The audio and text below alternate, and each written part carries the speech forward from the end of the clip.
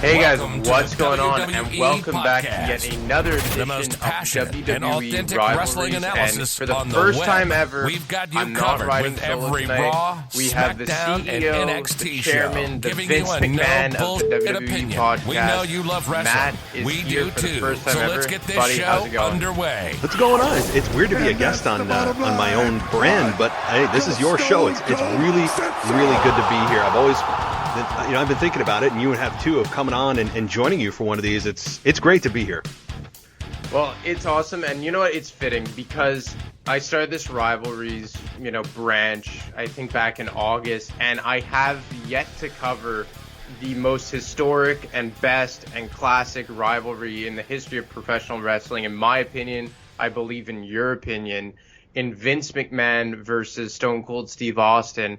But I couldn't properly do it on my own because I kind of grew up as that rivalry was kind of fading out. I really got into wrestling in late 1999, in early 2000, and that was right in the beginning of Steve Austin being on the shelf. So I thought, who better to bring on but you, because you really lived right through that rivalry, did you not? I lived for Monday nights. I absolutely lived for it. You talk about believing in a storyline. You talk about a time when kayfabe was still protected, a time when you believed in what was happening. There were some, every Monday night you believed that, it's still a show, but man, there's got to be some real elements here. You talk about emotional investment. That was the absolute best rivalry that I've ever seen in terms of intensity, in terms of star power, in terms of crowd reaction. There's nothing else that even comes close. And was this just around the time when Vince McMahon had that famous one-on-one talk with the audience where he came in and he said that it's no longer just going to be bad guy versus good guys? What year was that around? Was that 97, 98? Yes, that was 97, I believe, when he said, and this was in a pre-taped package that he had when they ushered in the Attitude Era officially. He came on and said that the old adage of bad guy versus good guy is passé, and we're going to be going in a different creative direction, pushing the envelope. Basically saying that the whole honky-tonk type of 80s good guy, traditional bad guy is not that's now gone, and we are pushing the envelope into a more edgy, creative solution. And yeah, it's one of the most famous packages Vince McMahon's ever put together, and it was the official start of the Attitude Era. Yeah. So you started watching right around the fall of 97, the Hell in a Cell match between Taker and HBK, correct? That is correct. And that was right around the time when Stone Cold Steve Austin was finishing his run in the mid-card as the Intercontinental Champion. He had a short-lived rivalry with The Rock over that title. Actually relinquished it to The Rock in December, I believe, because he came out on Raw and said that, my eyes are now set on bigger and better things. So in the lead up to, 1998, WrestleMania 14, what happened with Stone Cold Steve Austin from him to get from that Intercontinental Championship picture into headlining WrestleMania and kind of taking the torch from HBK at WrestleMania 14? Well, as you said, he had the Intercontinental Championship. He relinquished it to The Rock, and he actually then subsequently gave The Rock a stunner after he gave the Intercontinental Championship to The Rock. It was a really funny segment. I mean, I remember that very well, thinking, what is he doing giving up the belt? From that time, he moved into the Royal Rumble, and he was a heavy favorite to win the Royal Rumble, really the only candidate that could have won the Royal Rumble at that time.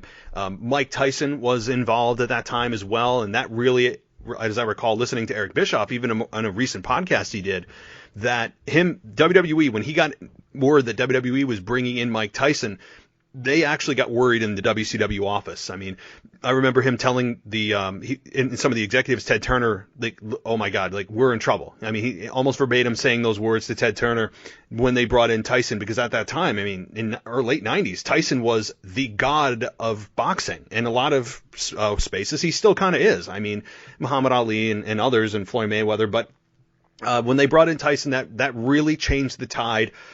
That famous incident between Austin and Tyson in the ring when they went, and he shoved Tyson, and everyone went crazy, made news everywhere, not just on wrestling websites and wrestling outlets, but it made news even on your local stations. I remember it actually playing out when they did the sports segment of your newscast of Tyson being involved in the wrestling ring. And that really helped Austin. Obviously, the crossover audience at that time was huge, from boxing to pro wrestling, and no bigger name to bring in. And so, yeah, he wins the Rumble and gets involved with Tyson. And they make it to WrestleMania 14 in Boston, albeit Shawn Michaels in very rough shape mentally and physically. And the rest is history. But during this time, Austin's, meteoric ascent to the top of WWE, Vince McMahon is still just on screen, the play-by-play guy alongside Jim Ross and Jerry Lawler. Like, everyone knew that he was the owner, but from an on-screen perspective, he was nothing more than a commentator. So how did it get to Vince McMahon becoming the over-the-top Mr. McMahon character from being just the commentator that we all knew him as? Well, if we all recall, I think it was SummerSlam 96 when we had Austin infamously being pile-driven by Owen Hart, and the whole neck injury that happened with Austin. Austin was out for quite some time, nearly paralyzed him. And from that point, we all were wondering, when is Stone Cold coming back? Is he coming back? And so several months went by, and they finally brought Austin back on TV. And the story was that Vince McMahon, who had started to transition from, as you said, the commentator's desk into the on-air Mr. McMahon character, because, everyone did know that Vince McMahon owned the company, but it was never a character. He was just in the booth making the calls and doing color. So he comes in the ring and he's interviewing Stone Cold, and he's talking to Austin, and I'm referencing the Madison Square Garden first stunner that ever happened, when he was concerned about Stone Cold coming back, and that he didn't think it was a good idea for Austin to come back. And Austin then ends up saying, I'm glad you're concerned about my well-being, and in turn, I hope that you care that, I care about your well-being, something to that effect, and gives him a stunner.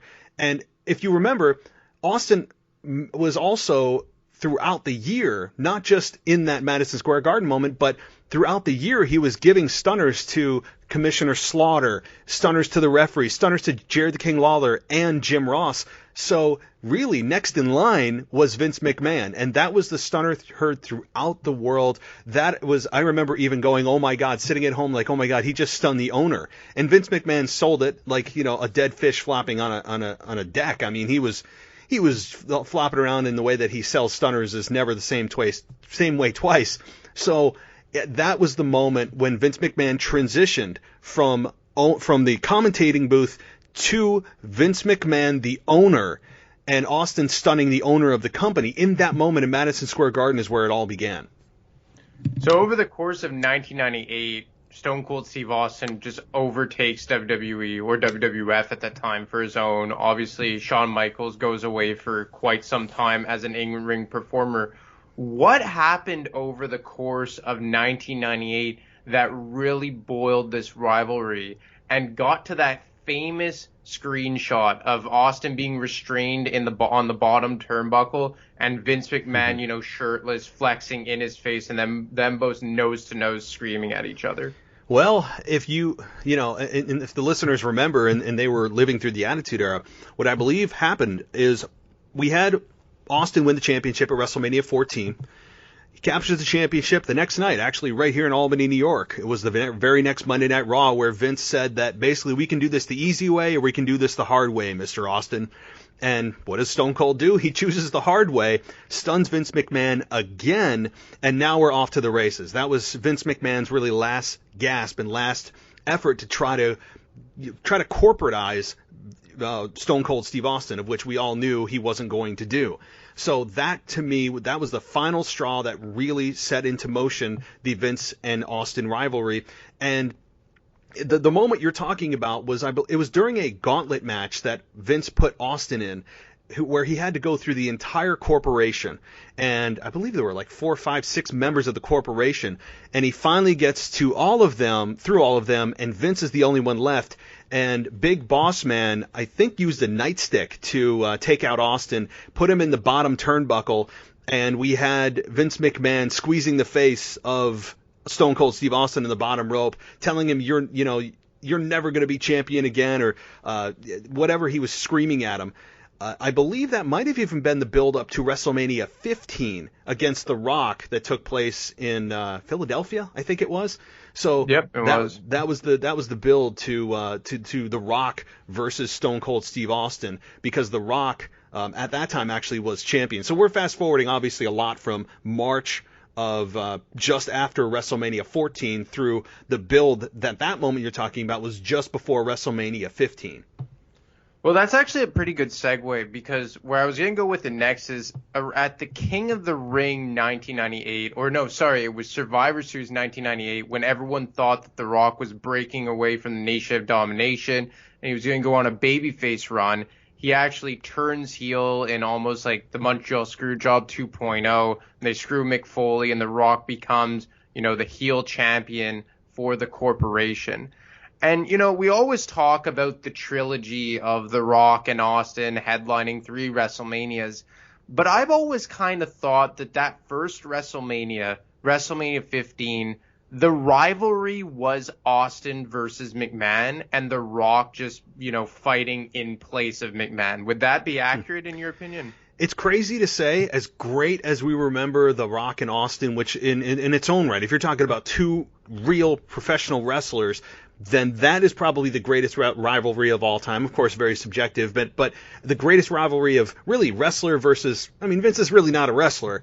That, I would say, again, Vince and Austin are certainly the most and highest in my mind. But yes, you could say that really The Rock was kind of a body in place of Vince McMahon, that you can't put Austin versus McMahon as a WrestleMania main event.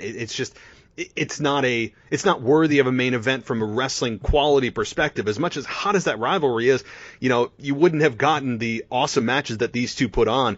And it's crazy to say that, though, because The Rock and Austin, they were, amazing. And 5-star matches almost every time they got together for the 3 WrestleManias of, was it 15, 17, and 19. So, yeah, it's weird to say that, but he kind of was. He was that figurehead. He was what Vince McMahon embodied of being that corporate champion that Austin was completely opposed to, and his character was against the entire time. So, yeah, I think that's a fair statement. Crazy to say, because The Rock in his own right is a mega performer and probably one of the greatest of all time. But, yeah, you're right. Well, it's because if you look at the builds en route to WrestleMania 15, let's say from the new year out, so January 1st, 1999 out, The Rock was really in a bloody and brutal rivalry with Mankind, and they traded the belt 4 or 5 times, yeah. And then they had the infamous I Quit match at the Rumble, and then you had Stone Cold Steve Austin. I think he entered that Rumble number 1 and Vince McMahon number 2. He got ambushed in the bathroom as he chased McMahon out onto the concourse of the arena, beat up and ambushed in the bathroom, like I just said, by the corporation. And then Mr. McMahon goes on commentary. Austin comes back in the Rumble, and McMahon actually wins the Rumble, and it leads to their steel cage match at, was it St. Valentine's Day Massacre? Yeah, exactly, which was the debut of the Big Show in the end. So you had The Rock and Mankind fighting over, the richest prize in the business, the WWF Championship. But then you have this rivalry of Austin versus McMahon almost overshadowing it. Did Austin versus McMahon overtake the spotlight for the WWF Championship while all this was going on? I think he did.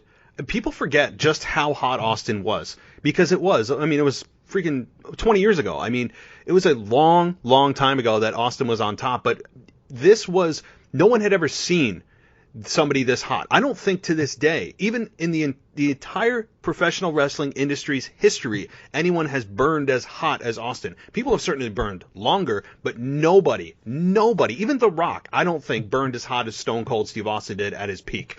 So, yeah, I think that Vince McMahon versus Stone Cold Steve Austin, still as great as Mick Foley and The Rock were, and we're talking about all-stars, Hall of Famers now, as great as they were and as much importance as the WWF Championship had, and my God, did it feel important, that rivalry of Austin McMahon still overshadowed the WWF Championship in my estimation. I mean, I think it was a close second, but as Austin McMahon was just an absolute godsend. It was the perfect rivalry. It couldn't have gotten hotter. So yeah, that steel cage match with Austin and Vince McMahon, where Vince McMahon actually broke his tailbone taking the bump off the top of the cage, that was, I think, it was as good of a match as it could have been. The Big Show debuting and throwing Austin into that very, very old steel cage. It wasn't the steel cage that you see today. It was that hard, thick steel cage, and it breaking to Austin's luck and ending up, maintaining his WrestleMania spot, which was what was on the line that night. Was if he lost, he was out of WrestleMania. And Vince McMahon thought he had an ace in the hole, but the wrestling gods obviously looked in favor of Austin. The cage broke, he gets out, and then we're still having Austin rock at WrestleMania as if there were any other alternative at that time. So following WrestleMania 15, obviously Austin walks out with the WWF Championship. They kind of go down a different path because this was right around the time when The Undertaker was embarking on his heel run in the main event with the Ministry of Darkness. And you covered that recently when you did your wrestling nostalgia it was 4 weeks you dedicated to The Undertaker. November, yep. And did they kind of align for a short amount of times where Vince McMahon kind of had like a fake babyface turn and kind of turned into like the corporation / The Rock and Steve Austin versus The Undertaker? And how was that dynamic after almost a full calendar year of McMahon versus Austin kind of dominating the WWF landscape? Well, that's just it, right? Like, as great and as hot as these two are, you can only have so many matches before the matches' quality start to really take a toll on the rivalry itself, because Vince he's just not coordinated. He's like a cow on ice, as JR always says. He really is. I mean, so, and yes, so having that kind of change, number one, not just having Rock versus Austin, which is in and of itself, again, amazing rivalry that will never be topped in my estimation, but yes, the Ministry of Darkness was running rampant at that time. We did have a faux babyface turn by Vince McMahon that I actually bought into, because they did a good job of taking the most hated character in the history of professional wrestling and turning it into a sympathetic father figure, because we had The Undertaker abducting Stephanie McMahon, torturing his family. Vince was, for the first time, showing emotion, showing concern, because his daughter was abducted by The Undertaker. And at the same time, you're hearing about this higher power, that The Undertaker is only serving the higher power. And we're like, who the hell is it? And I remember it was a Sunday Night Heat where we had the Undertaker, or the higher power, actually show up in the robe, where it had the hood of his robe covered his face, and only Austin saw the face of the higher power. Austin lost his mind. The very next Sunday Night Heat, I remember he came out and he stunned everyone. That was the most stunners I've ever seen, and we've seen a stunner barrage before, but he came out. He attacked the announcers, he attacked the referees, everyone that was in the ring. Even every match on that Sunday Night Heat, Austin would come out and stun everyone. And it was hilarious to watch, number one. But once he realized who it was, that's when Austin told Linda and Stephanie McMahon what had been going on. He was manipulating his own family. Austin then comes out after Vince McMahon is revealed to be the higher power, and ends up being the CEO, as Linda McMahon steps down as the CEO of the company, gives her share and Stephanie's share to Stone Cold, so he owns half the company, and obviously Shane and Vince own the other half. And we remember the CEO Stone Cold Steve Austin very well. And this all led to a handicap 2-on-1 ladder match at King of the Ring, which is one of the most comedic matches I've ever watched in my life. Yes. And I remember that visual of Vince putting Shane on his shoulders, like almost for an electric chair, and they're like trying to grab it, and like it was just, that was well placed comedy for me. Like WWE tries time and time again in the modern day product, that is, and you just can't match the organic comedy that you had, because I feel like, do you find that Shane McMahon was a very underrated character that was intertwined in the McMahon-Austin rivalry? Yes. And I think that just the thing is, obviously Shane is much better in the ring than Vince McMahon is, and you know, we all kind of crap on Shane for his just long-standing rivalry with whoever it was, Kevin Owens, or who, you know, even the Undertaker at WrestleMania 32 during the Hell in a Cell match there, and you know, we all crap on his punches and everything. But he's, you know, worlds better than Vince McMahon is in terms of in the ring.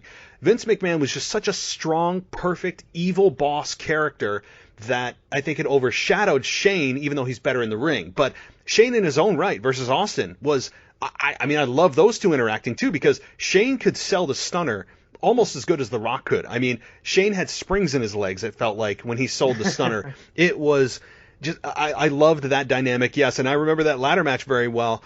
Because of the fact that they never explained, ever, to this day, we still don't know who pulled the briefcase up on Stone Cold Steve Austin, because he had that match won, and I'm thinking about it every once in a while. I'm like, they never closed that story. Who pulled the briefcase up, right? So, what came of it? Because this is when my memory starts to get a bit foggy. Like, I had just turned 5 around this time, so I was very, very young into this, and I've watched a lot of these matches on replay. You know, I have the McMahon DVD that has a lot of these matches and the network and whatnot. But as far as the, like, you know, week by week storyline, I don't remember how it all kind of, you know, gelled together. But this was right around the time when Austin in real life went away for about a year in the fall of 1999, which kind of closed the book on at least the inaugural rivalry of McMahon-Austin. So what led to him leaving, and what was the build-up right before he did actually have to go away for injury? Well, I mean, so, yes, the legit injury of the neck injury, which started all, and was, the catalyst was the SummerSlam match with Owen Hart, the botched pile driver that really was the catalyst for the entire problem that Austin, and really that's what cut Austin's career short, you know, as a whole. Like, if that injury never happened, Austin probably would have gotten another 5-6 years out of his run. But maybe his career wouldn't have been as hot because the storyline with Vince maybe didn't happen, because we wouldn't have got that interview with Austin. I mean, it's all a butterfly effect, so who knows what would have happened. But that build-up, it was, as you said, Survivor Series. It was I believe, was it a tournament? I'm actually trying to think of the card at that night, but whoever took out Austin, we ended up knowing it was Rikishi, and Triple H was the accomplice ultimately. They had the backstage segment with Austin in the back being taken out, and him being taken out from the person driving the car, which again we learned to be Rikishi. Austin was taken out of the WWF title picture. Again, I think it was a title tournament or something going on that night. It was a triple threat match between The Rock, Triple H, and Austin. And Big Show was the replacement, I believe. Exactly. Yes. He won. Got it. Yes. And yes, thank you. So, Big Show winning, I think, was Vince McMahon's way of trying to, you know, kind of, I guess, soften the blow, so to speak, of Austin leaving, of having a babyface dethrone a heel champion. And Big Show, I remember, got a decent reaction, but Austin was really the main focus here, losing out on the next, I think, 9 months, 10 months, however long he was gone. I think he came back in September of 2000. So, you know, the year of 2000, I always say it was the year of The Rock, because in the absence of Steve Austin, The Rock really took the reins and ran with it as best as anyone could in place of Stone Cold Steve Austin. Like you said, Austin is the undisputed one, but the guy right under him is The Rock, probably. Yes. And then, you know, he had the rivalry with the McMahon-Helmsley regime. But when Stone Cold Steve Austin came back, you know, he never really crossed paths with McMahon in the same way again, because he had the rivalry with Triple H that spilled all the way to No Way Out 2001 in the 3 Stages of Hell match.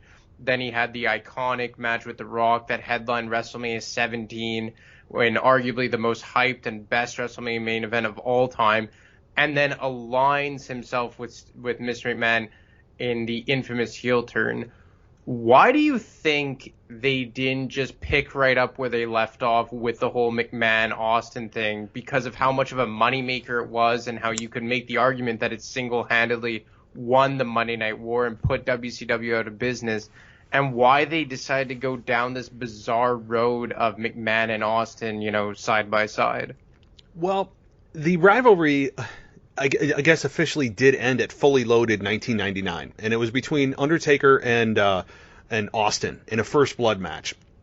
And in that match, the stipulation was if Austin wins, Vince McMahon is gone from WWF, which we all know WWF and WWE never ever, we've seen the storylines since then have that same stipulation. They never ever adhere to it more than like a few weeks. I mean, remember what happened with the Team Cena versus the Authority? The Authority's gone. Oh, yeah. They were gone for like 3-4 weeks and then they're back. Like WWF just never at that time and now still do not adhere to their own stipulations and matches because you know that, well, they're fired, but not really fired, right? So Vince lost. The other side of it was if Austin lost, he would have never gotten a shot at the WWF Championship ever again. So Austin wins. He hit the Undertaker with a TV camera, makes Undertaker bleed, stuns the Undertaker, stuns Vince McMahon, stuns him again, and then the next night on Raw sings the na na na na. That's where that whole thing started. Hey, hey, hey, goodbye. That song. I remember that very well. So that was technically the end of that rivalry. But you're right. When he came back in 2000, everything felt different because there was no Austin McMahon, even though that had kind of officially ended in that storyline. Vince McMahon was brought back because in the stipulation in the contract, apparently Austin was the only one who could bring Vince McMahon back, and that's what led to Vince McMahon coming back because of Austin. And the whole thing's convoluted, but it didn't feel it felt different. He had the Disturbed remix of his music during that time. I still love seeing him back. The fans love seeing him back. But yeah, it did. It felt and looked different than when he first, was on his first run, even though it's only 9 months or whatever it was later. And yes, we go on to WrestleMania 17, and I don't know how much depth you want to go into all those other WrestleMania main events, but yeah. Well, because following WrestleMania 17, he has the heel turn with McMahon and then forms the two-man power trip. Then he has like another heel turn at Invasion in July, aligns himself with the Alliance. When that whole angle ends, he basically turns babyface the very next night, where McMahon and Kurt Angle and Austin, they all kind of do like a double turn with one another, where McMahon goes back to heel with Kurt Angle, Austin goes back to babyface. And then this is when Steve Austin, for me, it all kind of started to get wonky, because then he gets booked to go against Scott Hall in a match at WrestleMania 18. And if you look at that card, other than The Rock versus Hulk Hogan, it's a pretty garbage card that made no sense. You had a main event of Triple H versus Chris Jericho, who I think 9 out of 10 people wouldn't even remember. You had The Undertaker versus Ric Flair in a street fight, which was kind of a weird build. I guess it worked, 2 iconic characters, but still didn't make a whole lot of sense. You had Kurt Angle, who was red hot at that time, a breakout performance in 2001, go toe-to-toe with Kane, and obviously Austin versus Scott Hall, and just a very bad card other than the iconic Rock versus Hogan match, which ultimately leads to the walkout in June 2002 of Steve Austin. So at this point for you, were you kind of like, well, Vince McMahon, Steve Austin, we never got to see that rebirthed again, and now it seems like in real life there's some Vince McMahon and Steve Austin turmoil? There was. I mean, in real life, we came to learn what the actual story was, and I actually, talking about the actual walkout itself, I really do side with Austin on this from this perspective. The story was, for those that may or may not know, that Austin was to be in a King of the Ring qualifying match in Atlanta, Georgia that night for Monday Night Raw, where he was supposed to lose to Brock Lesnar. Now, to me, that's just ridiculous because, number one, there was no build to that. Brock Lesnar was an up-and-coming star, no doubt about it. I have no problem with Austin losing to Brock. The problem was that Austin had, and that I have, and I 100% agree with him, is there's no build to that. Why would you give that match away, number one, free, unadvertised, unpromoted, and in a qualifying tournament on Raw? Like, it doesn't make any sense that you have a massive up-and-coming star. You have the legacy existing star there who drew more money than anybody in the history of pro wrestling. Why the hell would you put this on free TV, unadvertised, on a Monday Night Raw? It makes no sense, and I totally understand where Austin was coming from. I mean, the other side is, well, he shouldn't have walked out. Totally agree on that too. But yeah, that whole thing, I felt kind of torn about it. it's back in 2002 when we didn't have the Twitter, we didn't have Facebook, we didn't have those instant social media information sharing platforms. So you kind of had to go to your legacy websites, wrestling websites. We all know what they are, and you had to go there to get your news. Or WWE actually had a program called Bite This, where we eventually learned from who was doing that. Was it Mean Gene Okerlund, who was the host of Bite This at the time, was he eventually talked about how Austin could make his return months down the line.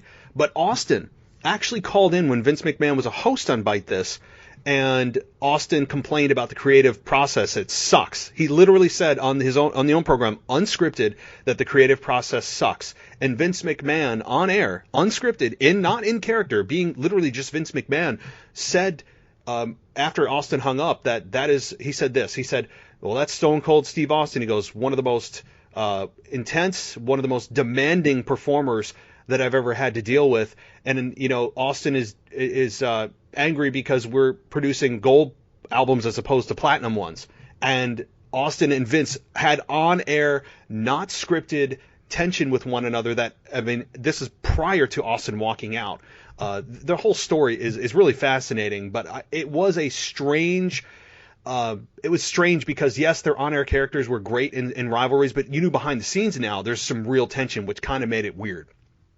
Yeah, and it almost kind of gave more credibility to the on-screen rivalry. Yes. Because there was a real-life beef between the two of them, and it kind of made the fans, it blurred the lines for the fans, kind of like that rivalry I talked about between Matt Hardy and Edge. Where did the real stop and the program start, Yeah, that's what makes it great. Yeah. Yeah, and that was the awesome thing at that time, because like I said, that whole Matt Hardy thing and the Edge storyline, and then you could even add in this one, watching it as a teenager, you could legitimately be like, man, what's real, what's not, this, that. Obviously, you fast forward 18 years, all water under the bridge. Steve Austin has his own podcast produced by the WWE Network now. He comes back for a short-lived 3-month run, has his retirement match against The Rock at WrestleMania 19. And then, he sticks around for about a year as the Raw GM / the Sheriff. And then I found that they kind of reignited the rivalry between Austin and McMahon, but through Eric Bischoff, which was hilarious. I think that was a very underrated dynamic that those two had, Bischoff and Austin. Mm-hmm. But we've seen Austin come out over the years. It seems like every 2 years he'll come face to face with the McMahons. And I remember there was the Homecoming. I think it was 05. In this. Yeah, 05 there, yep. And he stunned all the McMahons. He stunned Linda McMahon, the worst stunner of all time. So bad, yeah. Or then when they did Raw 25 and he came out and Vince was just I'm a senior citizen now, and I feel like that was the last promo that Vince cut where he didn't look 100 years old.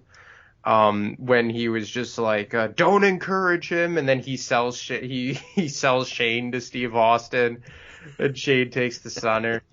But I guess to kind of look back on it all, because Steve Austin wasn't the only guy over the years to have a feud with Vince McMahon. Shane McMahon himself had a feud with Vince McMahon, and they had a very good match at WrestleMania 17.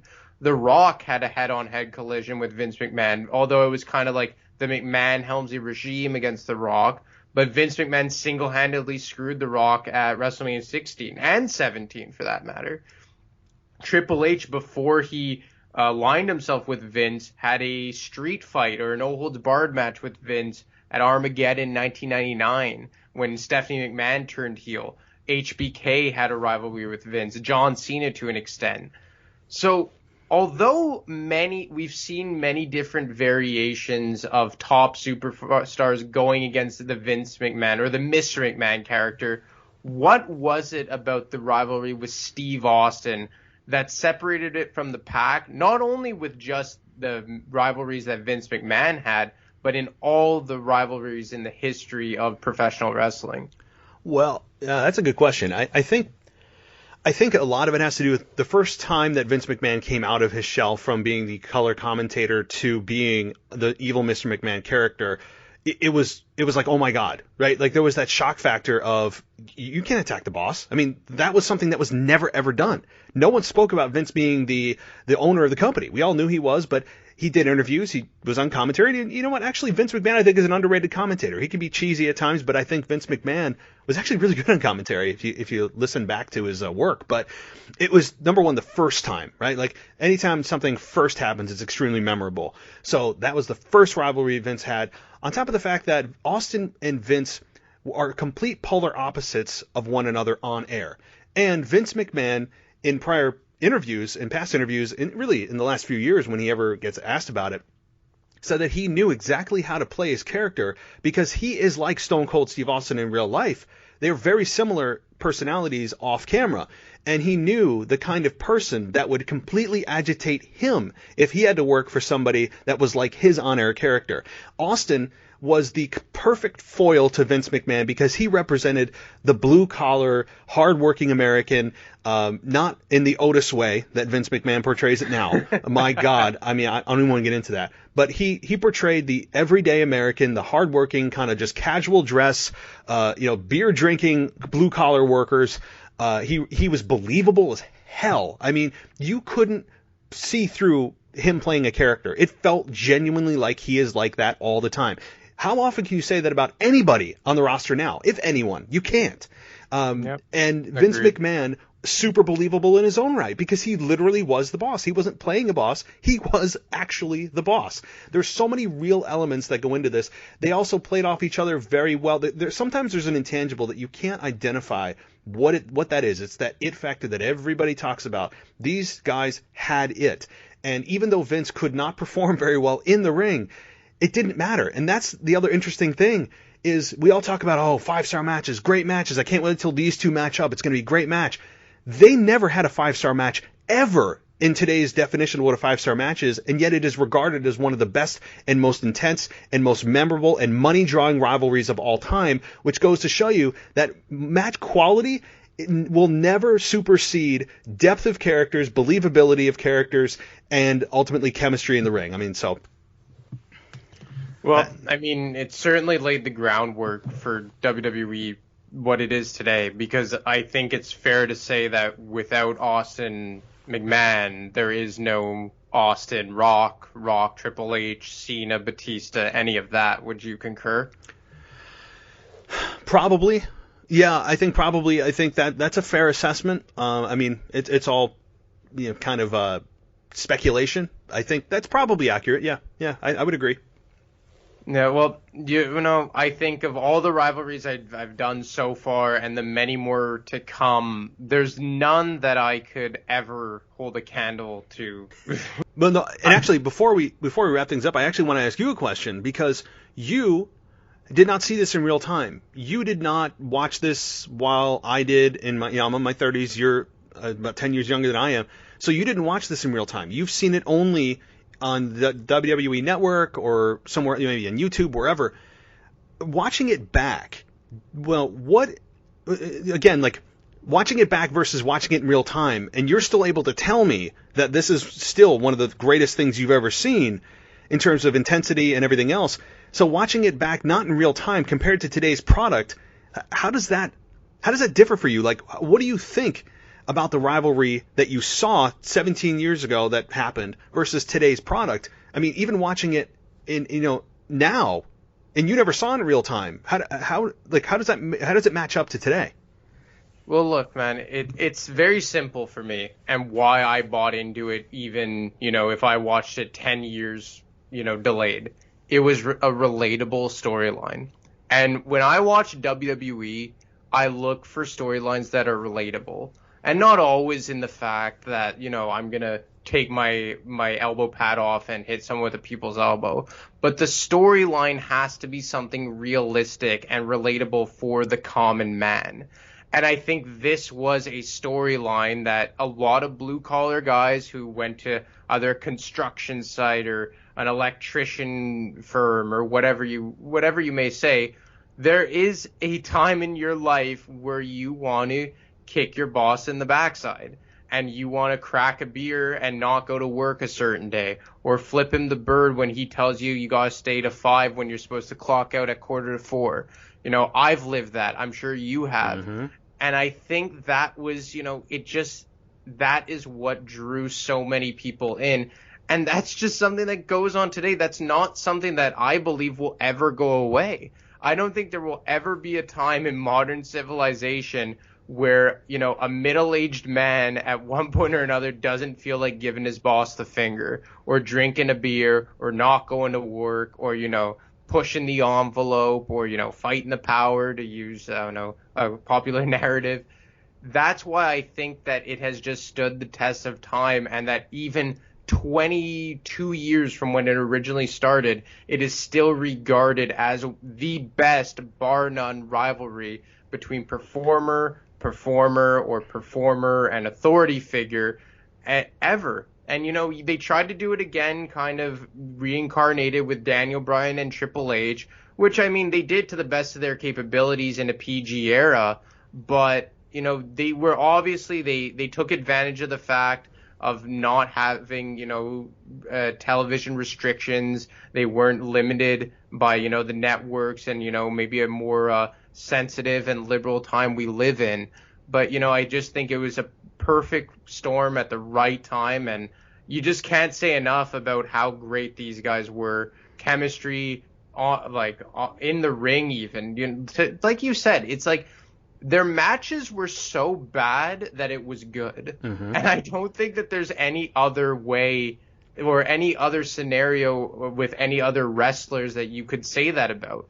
Because if it was any other type of program, you'd be like, oh my God, like this is unwatchable. Like they're not even wrestling. Like it's just one guy chasing the other one around the ring. But with these guys, it worked. And it was just peanut butter and jelly. And it has stood the test of time. And anyone that I show this to, like I showed it to my girlfriend, for God's sakes, a 25-year-old girl who never watched wrestling before she met me 3 years ago, and she found it entertaining. So I think that alone should tell you what, everyone may think about this type of rivalry. Because it appeals to a wider audience. It's so relatable, and people were living vicariously through Stone Cold. I mean, there is not one person that I don't think can relate to what Austin was doing and trying to, go against the man, which had never, ever been done, ever. The originality, the believability of the Austin character was through the roof, and to me, one of the most believable characters of all time even through today. And when you look back even to today, I was in the Barclays Center when they had the Raw 25 when Austin came back, and he ended up stunning Vince McMahon in not exactly the building, but in the general area of where it all started. 25 years later, you have Monday Night Raw. He stunned him in 97, but we get the point. The point I'm trying to make is Austin comes back. He has not been an active competitor in the ring since 2003. That's 17 years that Austin has not had an actual match, and yet he still gets a bigger reaction than anyone has ever gotten since, including the current roster.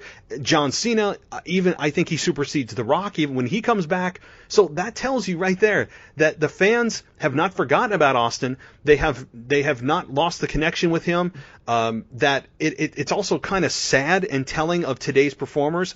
Not really fair to put him against Austin, but to have a guy that hasn't even had a match since 2003 in Seattle, Washington, to come back and get a louder reaction than anyone is, I think, also kind of telling of the current roster, well, in terms of creative and Vince not being able to create new stars, and especially to that level. So, well, before we close it out, just to compare it to today's product, like, look, I've said it numerous times with you and on my own show. I love Drew McIntyre. Yes. And I think that he is the best babyface champion, world champion that they have had since the heyday of John Cena, or the short-lived run that Daniel Bryan had in 2014. But at the end of the day, the thing that separates between him and Stone Cold Steve Austin, I couldn't see myself walking out in jeans and in a t-shirt, giving my boss the finger and drinking a cold one every day of the week. You will never once catch me walking outside in a kilt and a sword. And it may sound like I'm joking, but it comes down to something as simple as that they're still even with one of the best characters and wrestlers they have going today, they just can't help themselves with attaching him with something hokey. Yes. And that's the difference of back then. There was nothing hokey about Stone Cold Steve Austin. And now the best character, maybe aside from Roman Reigns, but the best babyface character they have going right now and have had in probably the last 5 years or so, they can't detach from some form of hokiness. I was thinking the same thing with Drew. I don't think he needed that. And people, oh, the sword's badass. I'm like, but he didn't need it. Now it just becomes like, now he's just playing a character. Now it's just part of the entrance, part of the show. I don't want it to feel like it's part of the show. I want it to feel authentic. I'm with you on that. I thought the same thing. They made his character Braveheart. Yes. What they did. Yeah. Yep. It's Braveheart. Yep. Yeah. So I mean, well, ask the Miz and Morrison. They did a Braveheart skit last Monday night, but oh god.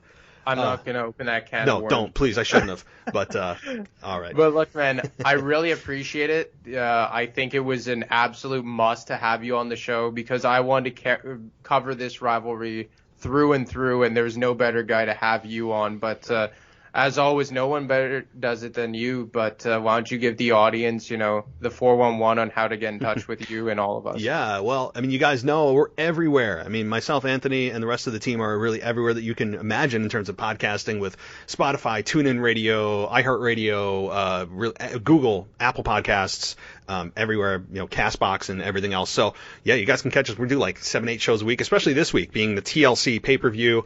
We have a preview and prediction show coming tomorrow night. We're doing a review show after the pay-per-view on Sunday night, so it's going to be a super long night for me. And then the rest of the week is the normal schedule, NXT and everything else. And we have Mimi doing the highs and lows of the week, which will be coming also either later tonight or tomorrow morning. And we should have you back on the show. And we'll pencil you in maybe for next weekend to come in and do the weekend review. It's been too long, so. Yeah, at least since the summer, since I came on for a weekend review. So, yes. Yeah, looking forward to it, I guess, in a week and a half from today. Sounds great. I'm looking forward to it. But look, man, great having you on. Great talking to you, and we'll talk soon. Absolutely. Take care. You too. All right, bye.